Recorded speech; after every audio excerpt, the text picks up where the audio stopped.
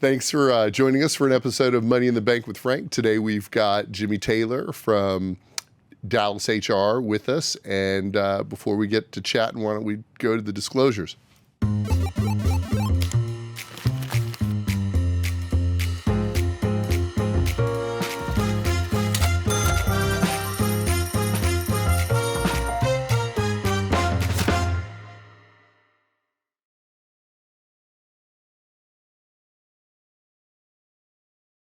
Again, we have Jimmy Taylor with us from DallasHR, Executive Director. And, you know, the way I see that is you're there the whole time, right? So tell me a little bit about your story. How did you get involved in DallasHR, your history, your testimony? Yeah, I'll be brief, Frank. Thanks for having me. Sure. So I've been involved as a volunteer at DallasHR for years. I was a speaker at HR Southwest Conference for years, and was just always around the organization. Was on the board of directors for a while.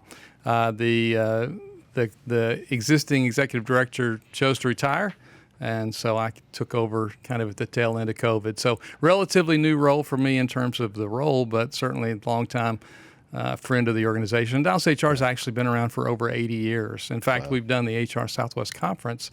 This will be our 83rd year for that conference. Wow. And has it always been in Fort Worth, or has it kind of traveled around a little? It's traveled around, but it's been in Fort Worth probably for 20 plus years now. It's been pretty consistent. We like Fort Worth. Especially when you kind of know, okay, I know exactly who to use for all these different moving parts. That's right. That's right. And Fort Worth's a great walkable city. Makes it easy.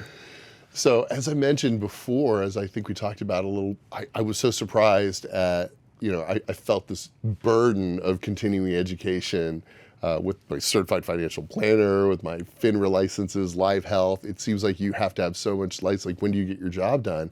But it does add a certain feeling of credibility, to your clients and so forth. And so when I saw that DallasHR and SHRM have a relationship, I mean, even on like Bloomberg and the Wall Street and CNBC, you see SHRM all over the place. But I don't think a lot of people that are in my position, which is like, working with C-level executives on the CFO, CEO, COO position, really understand, because as much as I worked with them, I didn't understand the role of the CHRO until I got involved. So what would you say, like SHRM in a nutshell, how do you brand that? Oh, it's a great question. If you look at SHRM or SHRM is kind of the acronym they call it by, it's really interesting.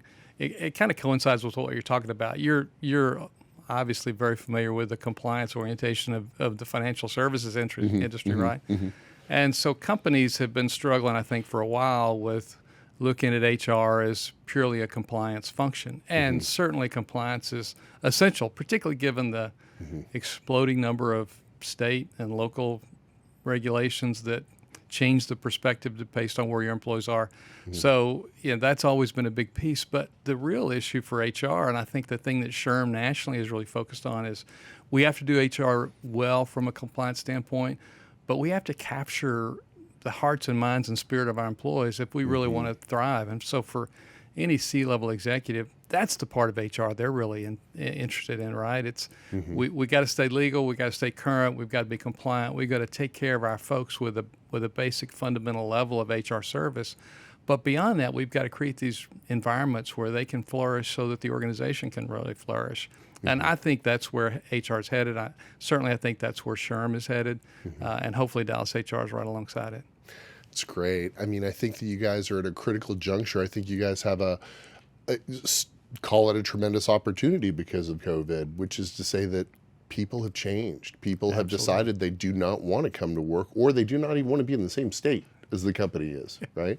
And that presents for people that aren't familiar with it on the payroll side, huge challenges, right? Which require specific answers, and the administrative burden and tax is now on the HR establishment to figure out, I have a company based in Texas. I have employees all over the world. How do I do tax compliance for that? How do I do, how do I get an employer ID number in every single state? How is that going to affect every other part of the organization while still also representing the employees for what they want and what they need and they feel, and then making sure that there's productivity. Are you familiar with the Laffer curve? Not very familiar with it, Frank. In a nutshell, it was originally for taxes. And the idea is that, like, during the Reagan era, it's like, okay, if we cut taxes, it actually increases productivity. But if we increase it all the way to 100%, you get no tax revenue. Right.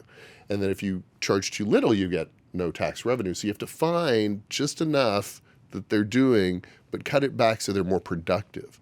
And that's, I feel like HR is in the pinch that they don't have. They've got all of this responsibility, big heavy lifts, and if they do it wrong, it could get ugly real quick. And it does. So how is your community addressing that? I know that you have on your website, you've got different anonymous chats where people can vent their questions, air their questions, and work with the community. Right. Yeah, within DallasHR, so we've got about 2,000 members, mostly in the Dallas region. But they've got an internal chat group. It's called HR Connect, where you can go on and ask any question you want, from a compliance tax question to how do I engage my employees, to how do I find this level of skill set, which creates that camaraderie, that sense of sharing, and that sense of community that you mentioned, which is critical. And yeah, I think the other part of it is, there are so many great vendors today that can outsource some of those tax compliance issues. For example, if I'm hiring an air conditioning service technician from my HVAC company in Ohio, every time they change zip codes, basically the payroll tax implications for that work that was just done for that residential home changes now, right? So it is, as you mentioned, it's incredibly complex, but those can be solved with technology and resources and vendors, so that the HR folks can focus on hopefully the higher level, more strategic things. Right. But that's one of the things we do from an education standpoint, DallasHR. Then we also do monthly education events. We do networking events. We do what we call seminars, which are half day, full day, or some day multiple day training sessions that will train an HR practitioner on some of the specifics of their role, how to build trust with employees, how to build trust with the leadership team, all the way down to HR 101 and recruiting 101. How do we get better at the fundamental tactical needs of HR? That's great. Yeah, one of the things that I have seen in my history of working with HR is that it tends to be the C-level executive that, because they fill a qualitative role as opposed to a quantitative role, right? You've got the CEO, who is the face, mouthpiece, and dream of the company. He's pushing sales. Then you've got the CFO, who's the fiduciary duty, making sure that all the books are accounted for and everything's okay. Then you've got the chief operating officer, making sure that everything is efficient. Right. Why are we spending so much here? Why are we not spending enough here? What do the numbers look like? They're all quantitative roles. And then you've got the CHRO, who has a budget but doesn't, they're a cost center. Right. So how do you get them to talk and be taken seriously? And one of the things that I would like to do and present and educate on is how to keep that budget. If you cut an expense, because there's plenty of technology out there to cut some of the fat, but then you lose your budget. Right. So how do you work with them to figure out, how do we keep that within the HR budget so you can have a better health insurance plan, so you can have dental or vision, make these ahead of time so that whenever you do help and save the company money, you get a seat at the table, a higher seat at the table. Absolutely. Yeah, it's absolutely correct. And it's kind of a two-part dilemma, I think, because they do lose budget when they make those cuts, so they tend to protect it, and that makes it very territorial. But the other thing I think in the HR side we haven't done an effective job of is, just like the CFO, just like the CEO, the operating officer, there are ROIs for what we do within HR, and we have to do a better job of quantifying that. When I was early in my career, I used to say there are no cash registers in HR.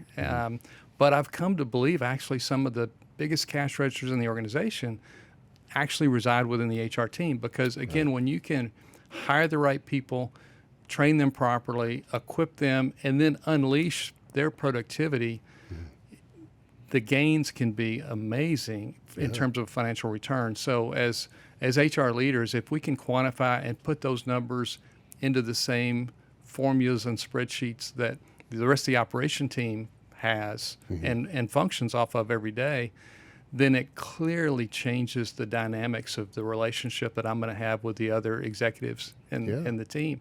And then the other thing we can do is if we position it and tell the stories of the impact within the organization, not only then do we have a seat at the table, but we've got real credibility in terms of longevity. If I can talk about the length of time that we retain our people and the increasing productivity gained over those years of service, or if I can show real live dynamic exercises of training and engagement that provides higher productivity standards. I'll give you a quick example. Yeah, please. Worked with a manufacturing plant, and they had horrible turnover problems.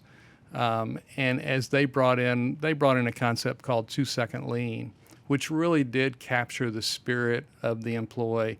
And really, it was as simple as asking those employees to take 15 minutes a week and work on something that bugged them in the workplace.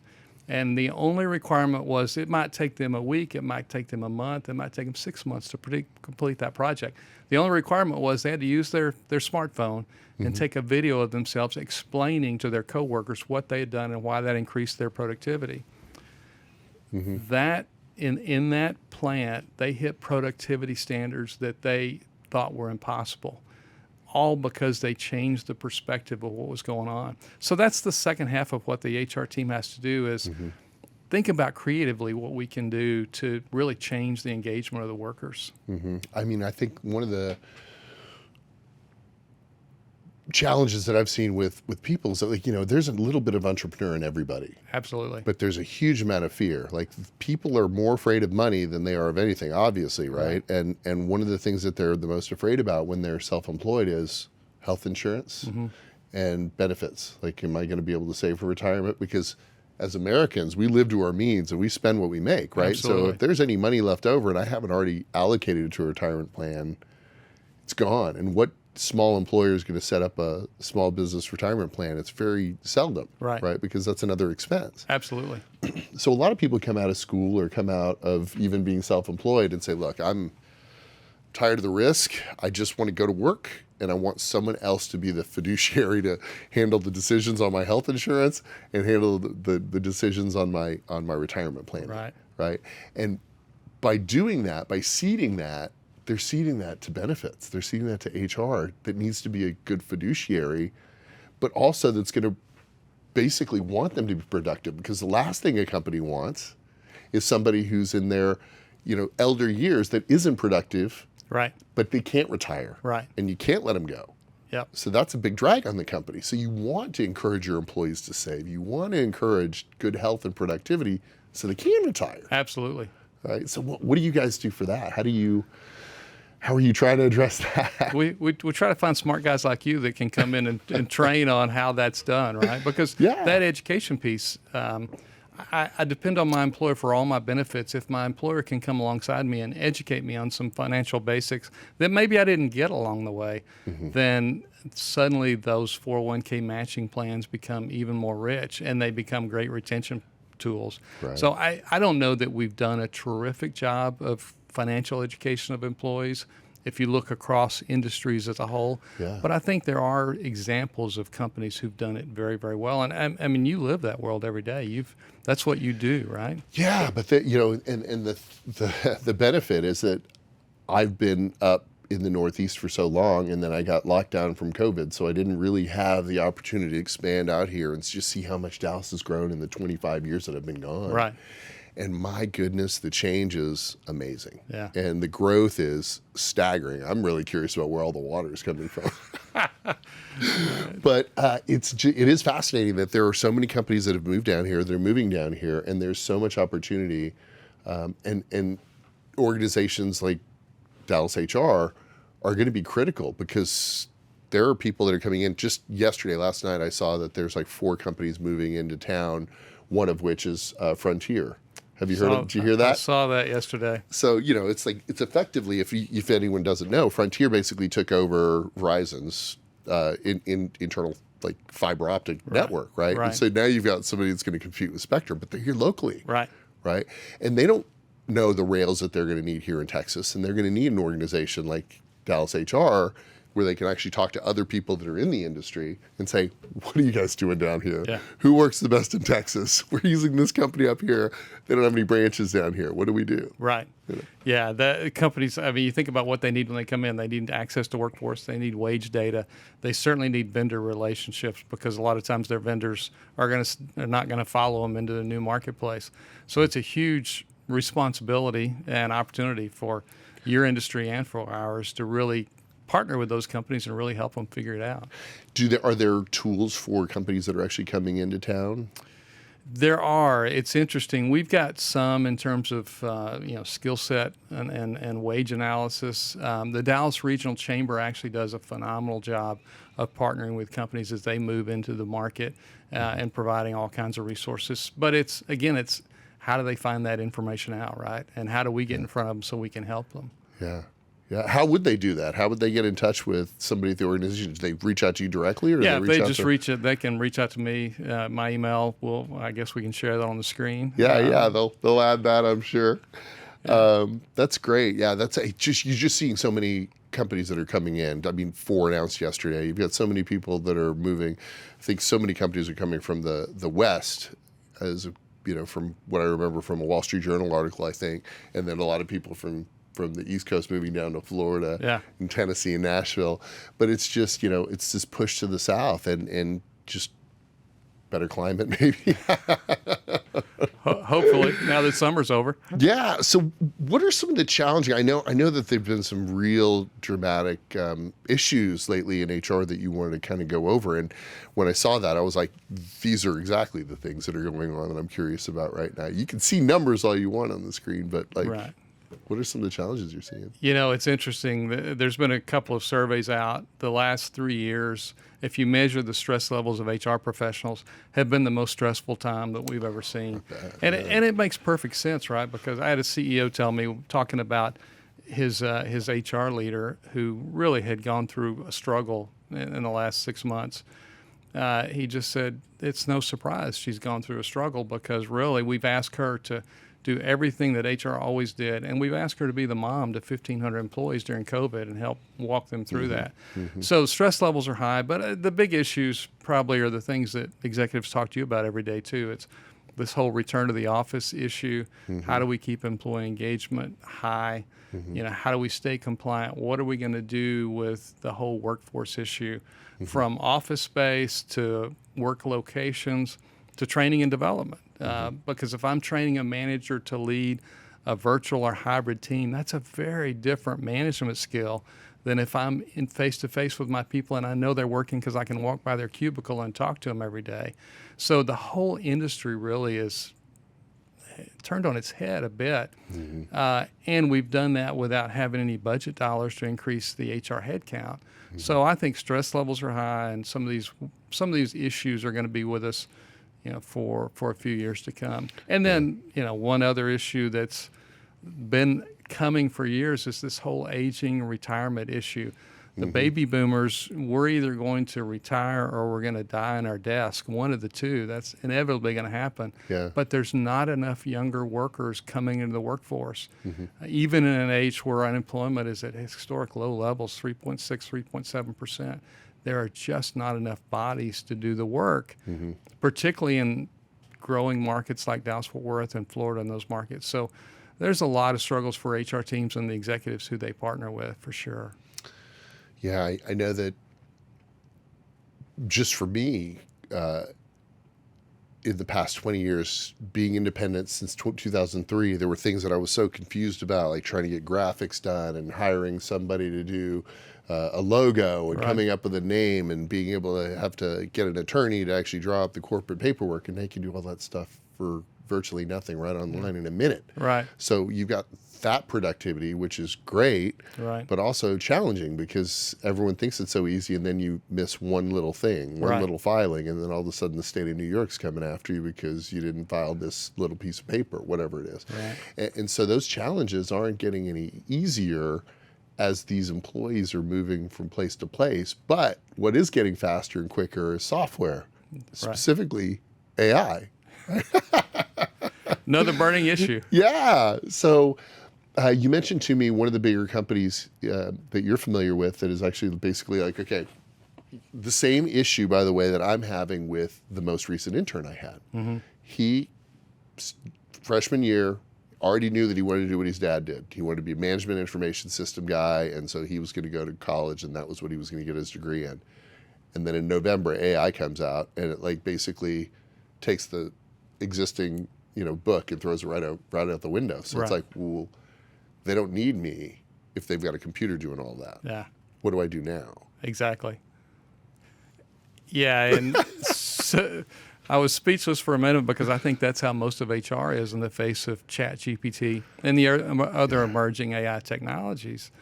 Because it really wasn't on most people's radar back, as you said, before November when ChatGPT burst on the scene. And if we actually have a survey going out this week to ask some questions about that subject in preparation for our conference in Fort Worth in a couple of months. But one of the things we found out is HR leaders so far aren't really accessing and utilizing it very much because there's just not enough data. There's not enough information. There's not enough AI-related tools that are HR specific. But to your point, one of the leaders of IBM had said, publicly in an interview that they were slowing down hiring for some positions that they think AI could take over in the coming years. So leadership teams know it's going to have a dramatic impact. We all know it's going to change the way we work, but we're really not sure yet exactly how it is. Right. And the fear always, and it's the same fear that was there when the internet was new. I remember 2000. It was like, oh no, the computers are going to stop working. We missed the dates. That's right. And then the clock kicked over and everything was fine. Yeah, that's right. The sun came up the next day. Everything was fine. Yeah, when the internet came on the scene, I was a recruiter, and everybody said, "Oh, recruiters won't be needed." That was one of the three industries that was going to completely go away. The recruiting industry. Monster.com. Yeah, absolutely, absolutely. Now, I would argue that recruiters today are more important than ever because you can access anybody, but you've still got to convince them to come join your organization. AI is a lot like that. We know it's going to transform HR. It's going to transform the financial services industry. We don't know what it's going to do exactly. We know some jobs will go away. We know other jobs will change dramatically. What we really don't know is what jobs will it create because at least so far, unless AI is unique, and it may be unique, but every new technology has led to a net gain of jobs. Right. And I think that will be true of AI, but we just don't know what those are today. Yeah, I agree. I was just thinking about, if you take a look at just history, and I say this a lot, but, you go back 100 years, 90% of us were working on some type of food product, Exactly. And now 2% of the population does it. Right. They found other things to do, other productive ways to make money and earn a living. Yeah. That leads to, the big challenge that HR has as well. It's like, originally the 40-hour work week was a cut. Right. It was like they wanted 3 shifts instead of one working straight through. So they cut it to 40 hours. Maybe with all the productivity tools that we have and AI, maybe it'll just be 30 hours a week that's full time. Yeah. I don't know. I don't know what the answer is either. I'm good with that. Ideas? Yeah, right. No, I don't think we know. I mean, there's all kinds of experiments with the 4-day work week, which is not necessarily less hours, but certainly the early returns are that companies who adopt that are staying with it. They think it's more productive. So we're not seeing a lot of changes. But yeah, can we cut the work week back? Maybe so. I think that would be amazing. That would be a huge benefit from AI for sure. Yeah. Now, one of the things that I saw during the pandemic, and I think that this probably has not helped the numbers, but you've got a lot of people now that have some mental health issues. You've got people that have addiction issues, and you lock people up for a period of time, they're going to find a way to maybe self-sabotage. Right. How has that been? How have people been tackling that in the HR communities? I think it's like a lot of issues. I don't know that there's a broad-based response that's been effective from employers because, as you know, employers come in all sizes and shapes and stripes. So I think that it's another area that leadership teams are struggling with. I think HR teams are struggling with it. We do see some of the behavioral help vendors that are really stepping in. There's actually an interesting one here in Dallas called Marketplace Chaplains. And they have two sides. Part of it is faith-based, part of it is not. And I just thought they probably would have struggled during COVID. And just talking to their CEO a couple of weeks ago, they've exploded because of this whole mental health issue. Companies are looking for resources and people that can come alongside their employees and really help them deal with, whatever mental health issues are going on, the stressors in their life. So I think there's an increasing need and recognition from leadership teams. But I think there's a lot of work to be done. If you look, some of this is age related. Certainly some of it's, COVID and other issues related. But, the older employees, not just the boomers, but even the next generation is struggling with, they're a sandwich generation. They're trying to raise their kids. Sometimes their kids are not in school on a regular basis from things like COVID, and they're trying to take care of aging parents. And they're trying to keep up with their jobs. So it's a very real stressor that impacts turnover, certainly impacts employee productivity. But again, I think that just creates a great opportunity for vendors to really partner with those leadership teams. That brings us to the conference to whatever degree. And I say that because I feel like people don't know what they don't know. And the best way to find out about it is not on the screen talking with the same people you talk to on a regular basis, but actually interacting with people and technologies that are out there that you might not know about. One of the things that I find very helpful about this conference, and I hope to see more of the C-level executives there, not just the CHROs. I want to see CEOs, CFOs, COOs, because this is, as I said, a critical opportunity that they have to actually get in front of the issues and to understand that the soul of your company is at risk right now. People want to do what they want to do, and you want them to do something else. You write the checks, but are they going to be productive? Are they going to be happy? Or are they going to go somewhere else? Exactly. So I feel like they need to come to this conference. What are your thoughts? We certainly think they need to come to the conference, Frank. But no, I think your point is excellent. You need new information to tackle new challenges. And for any of us, I don't care if you're an HR person or a line employee, we get in the rut of doing things the same way, and we don't necessarily have the time to stop and think creatively and come up with different solutions, right?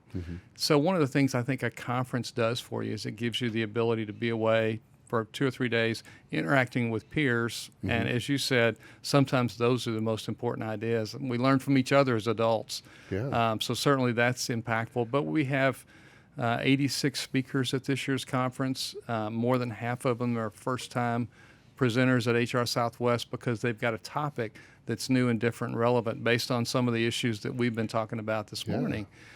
So it's a great way to get new resources.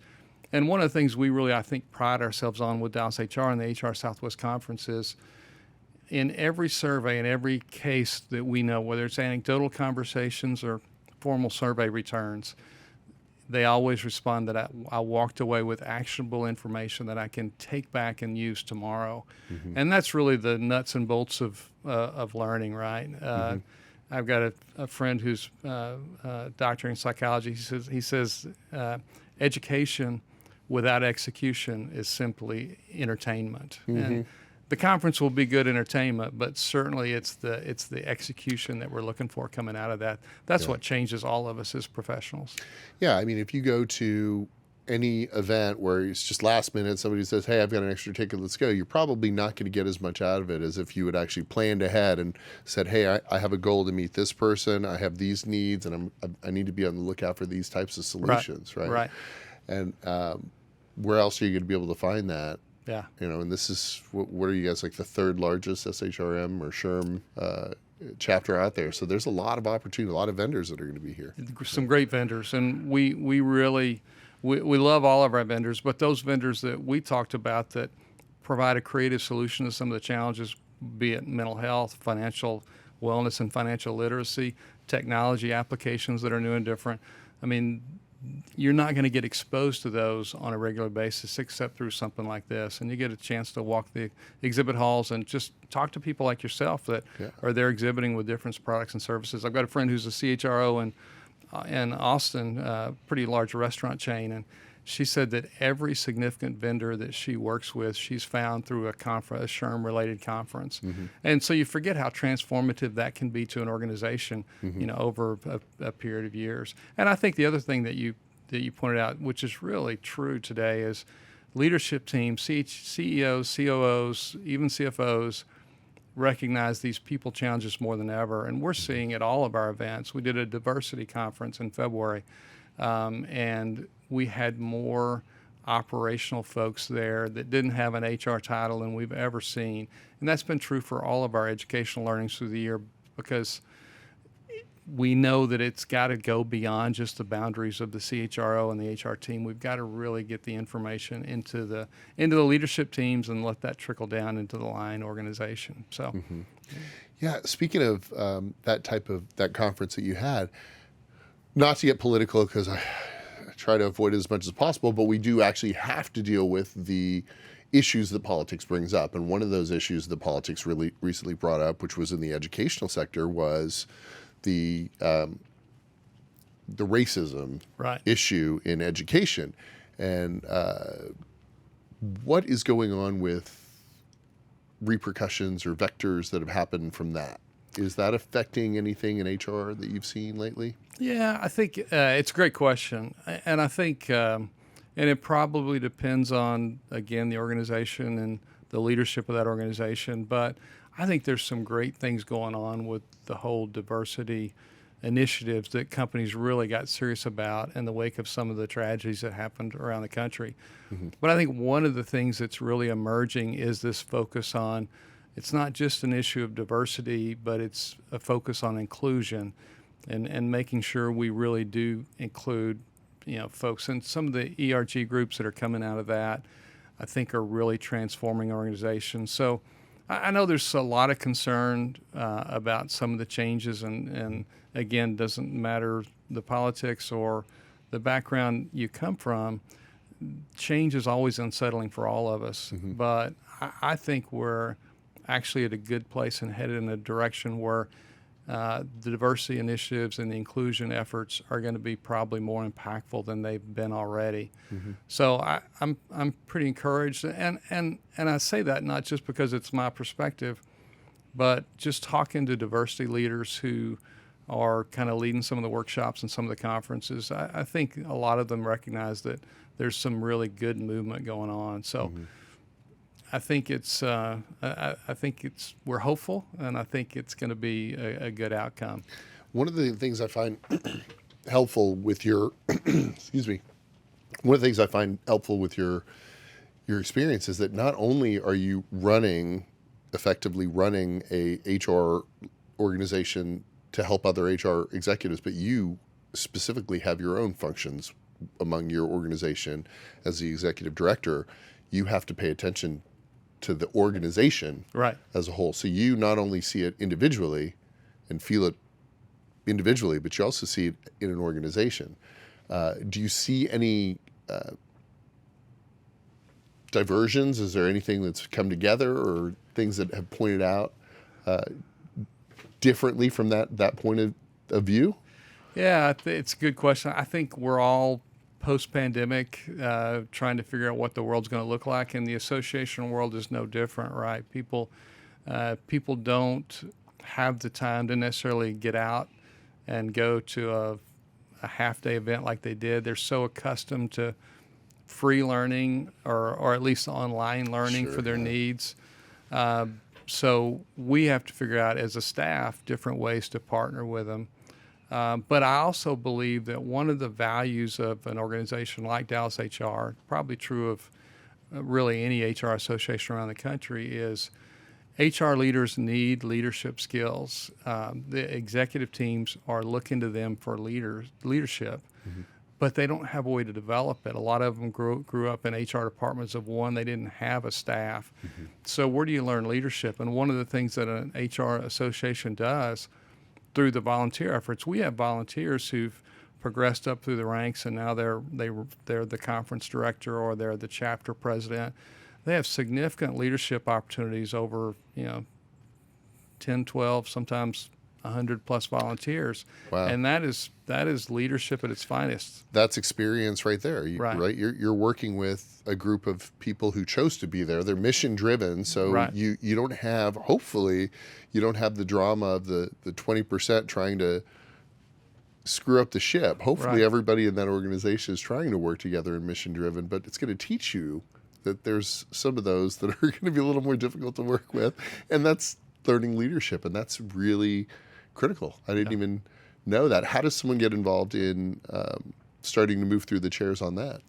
Yeah, we have a volunteer recruitment campaign that it's actually going on right now. So they just get involved with the association. We have an application process. It's very much like getting hired. You submit a formal application for the position you're interested in. Mm-hmm. There'll be several applicants just about for every position we have, and there's a team that goes through and does the interviews and makes the selection process. So it's very similar to a day job, and the only difference is at the end of the day you don't get paid, at least not in dollars. Yeah. But it's a very formalized process. But if there's an HR person listening and they'd like to get involved, again, they can reach out to me by phone or email. I'd love to visit with them about the opportunities. That's great. That's great. So I've been doing a lot of guiding. What are you interested in? Tell me about some of the things that you want to address, things that I think we have to touch on the return to office issue because it's so prominent and in the news.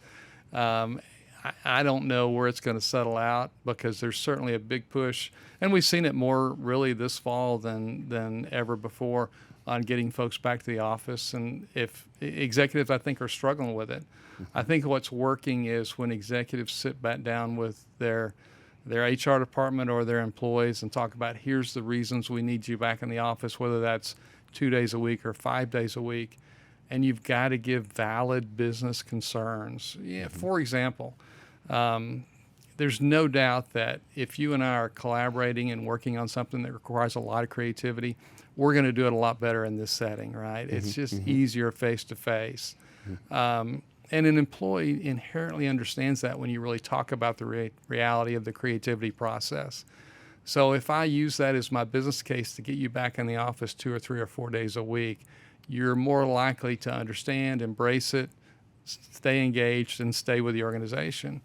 But if I sit down and tell you, Frank, we've got 15,000 square feet of office space that's empty, and we need you in the office, and you come in the office 3 days a week so you can be on a Zoom call that you could have easily done without spending an hour on 635, right. You're going to resent that and probably eventually start looking for other opportunities. So I think as leadership teams, we've got to really be just cognizant of the message we're putting out there. I won't mention names, but there's a prominent CEO of a large bank, and he talks openly about the amount of office space that they have, and that's why they need their employees to come back. And that's just, people are just going to resent that. Yeah. But they'll buy in if they know the value of it for their careers. Likewise, as you mentioned earlier, younger employees, they realize they need to be mentored and trained. But you've got to give them that information, and then you've got to follow up with leadership, mentoring, and training when they're back in the office, so that you have some credibility. They know you were being sincere about that. Right. Again, this goes back to walking uphill barefoot in the snow, both directions. Both ways. I just don't feel like I would have gotten a complete training had I not had a mentor and someone who showed me all of the angles. Right. Right. It's one thing to know your job and to be really good at your job. And hey, for those out there who just want to do that and then have a great life on the side, great. Right. But satisfaction of doing the same, putting the same widget on the same, it's just not for me. Right. I want to know more, and I'm not going to learn more about my organization without being in front of other people and seeing the whole game. Yeah. And I do understand, and I think that is a excellent point about just because the company has a dead asset and they're saying, well, we need you to use it because we have it. Well, why'd you buy it? Right? Like, I get it as an employee. I'd be like, well, I didn't put my name on that lease. I get it, And by the way, I'm not getting a raise because of that lease. Yeah, right. Now I really am resentful. Oh my God. But yeah, I mean, and that brings up, right, quiet quitting, right? I Right. mean, if you're not in front of them every day and they're doing what you think they're doing, they may be working for someone else, or they quiet quit on you Right. and they're just doing what they can to keep getting that paycheck, Right. which is not fair to the organization. Exactly. Yeah. Right. And we all know stories of folks who are working full time for two different companies during the same work hours because they're faking it from home. So there are some legitimate concerns and things that companies need to deal with. And a lot of it again exposes maybe some management opportunities that we didn't really realize. We've known for years that people leave because of their first level manager more than any other reason. And we've known how important that first level manager employee relationship really is, but we've not really done a good job in a lot of industries of quantifying what is a good job in this particular role. If I'm your manager and I'm managing you from Cleveland and you're in Dallas, I've got to figure out how you're doing and if you're doing a good job or not. So we've got some of those skills within our teams. But if I've been used to managing you in Dallas because I walk around your cube and I peek over the wall and make sure you're on your computer and working on the right spreadsheet, I would say that maybe there was something lacking in our management already, and this has only exposed it as being something that needs to be addressed. So I think that's a huge opportunity for us as HR leaders to say, how do we really quantify these tasks? Some they're really easy, some are harder, but how do we really know someone's doing a good job or even doing the job to an adequate level from a time commitment and that? So I think So what's there's the some work. answer? I was looking for you for that, Frank. I think organizations are figuring it out. I think they're figuring out different ways to lead and different ways to manage. Yeah, and it just shows that there's like so much opportunity out there, and because of these reasons, human resources executives and professionals should absolutely be going to these types of events to find out where the opportunity is. If you're not there talking about it and hearing about the options and the things that are going on, you're not going to be able to take advantage of, I'm good at that, I can do that. Yeah, absolutely. And you're creating that network, right? So I can call Frank because I know Frank's got financial resources that we can bring in, right? That whole peer-to-peer network is really a byproduct of education events and training and conferences and all that for those of us who've done it for years, we take that for granted. Right. But for a younger, maybe somebody new in the industry, that's just a great opportunity that is they have to take advantage of. Yeah, for sure. Yeah, so talk about the conference coming up on October 15th through the 18th. Where is it? Give me the W's. Where, when, why? Absolutely. And I want to make sure you know those because you're going to be there. So I'm going to be there. We're looking forward to that, Frank. But Thanks. So the HR Southwest Conference is October 15th through the 18th. It's in Fort Worth at the Fort Worth Convention Center. This is our 83rd conference, and it's basically 3 days. We start Monday morning. We'll go through about mid-afternoon on Wednesday. There's concurrent breakout sessions. You'll have an opportunity if you're an HR professional who's certified to earn about 17 credit hours towards your recertification.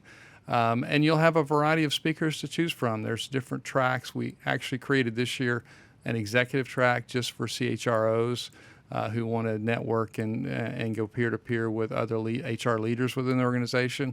We'll have some great food, a couple of great keynote sessions that we have just unbelievable speakers for. And then we'll do some fun things hanging out in Fort Worth at night, which is always one of the highlights. Oh, for sure. That's great. It's great. Looking forward to it. There's going to be plenty to be learned there. I'll have a couple of guys wandering around with a camera. I'll be doing some man on the street, talking to people and finding out what they're finding exciting about the events. We'll put some of those shorts up, provide them to you. That's going to be some great information for attendees this year and future attendees as well. For sure. How do we focus on building your base back up from 2,000 to 23 to 2,500? I mean, you've got so many companies that are moving into town. You should be picking up people like crazy at this point. What are some of the ways that you can think of that, what are some of the things that you think people might be missing or just didn't even know that it existed? Because quite frankly, other than because I went through the MBE program trying to figure out what's going on in Dallas, I didn't know. Right. And it finally brought me here and I finally got there. But there may be people that have moved out here that have, usually they move out here because somebody had already pulled them in and told them to come in. But some of these people now are just coming here because they don't want to. Right.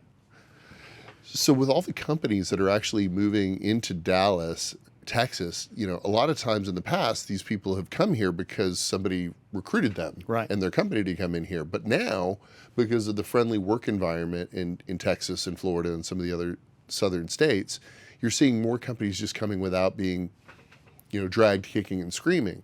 And maybe they don't know enough about, like, what are some things that you guys do offer or can offer, maybe they're missing that they should be involved more in the organization? Yeah, and we do hear that all the time, Frank. Companies come in and then maybe they've been here for a year or two and they did not know Dallas HR existed. So just like your industry, we are always looking at trying to get our message out there and just have a bigger presence. And it's hard given how diverse the population is of company sizes in Dallas.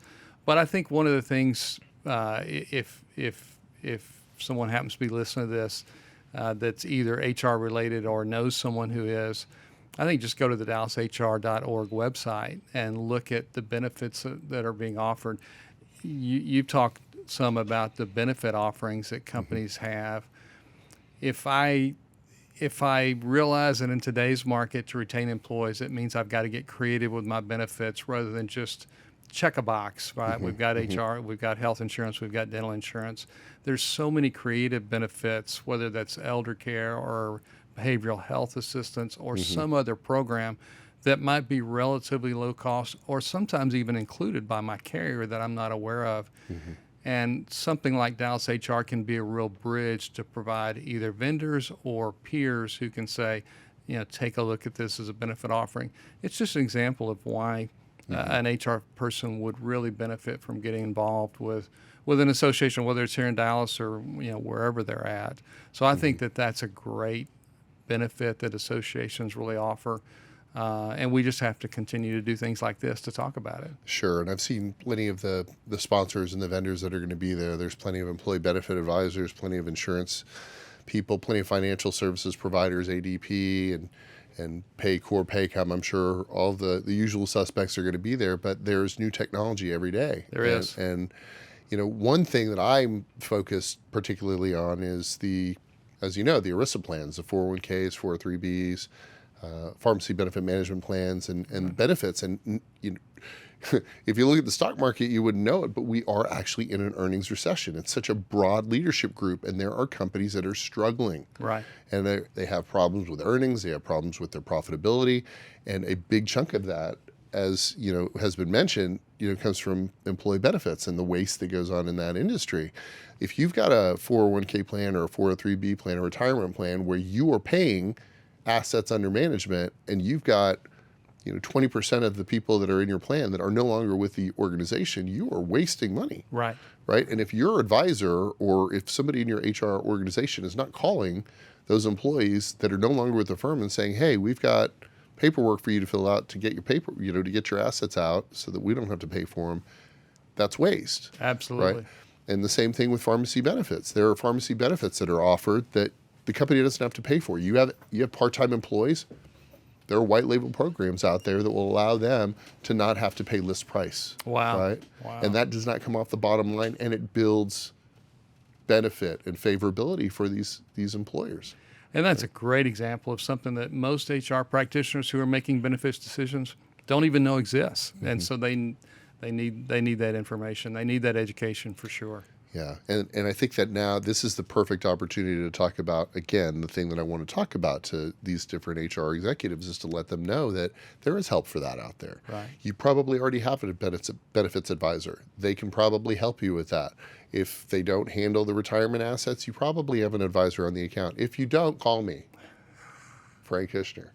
Anyway, but realistically speaking, that these are real bottom line, save money types of opportunities that the heads of HR, if they speak and discuss it with the other C-level executives ahead of time, and they can find a way to keep that within their budget, and then maybe you take your savings from those retirement plan assets that you're no longer having to pay the management fee on, and maybe you can upgrade if you didn't have a dental plan. Right.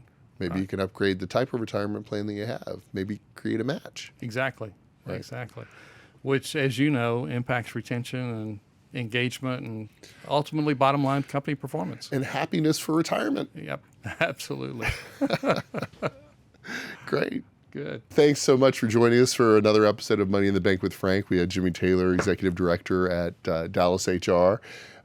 Take a look them up over at DallasHR, and then they've got a conference coming up in October 15th through the 18th, that I recommend that all C-level executives check out, especially with all the hot topics that are going on around human resources here in the Texas area. Jimmy, how do people get in touch with you? Easy way is to call my cell phone, 817-845-1414, or email me at jimmy@dallashr.org. Great. Thanks for having me, Frank. It was a great conversation. You got it. Thanks, Jimmy. Hey, thanks for watching The Merge. We've got a ton more stuff for you to watch on YouTube, on Instagram, on TikTok, everywhere. Check us out.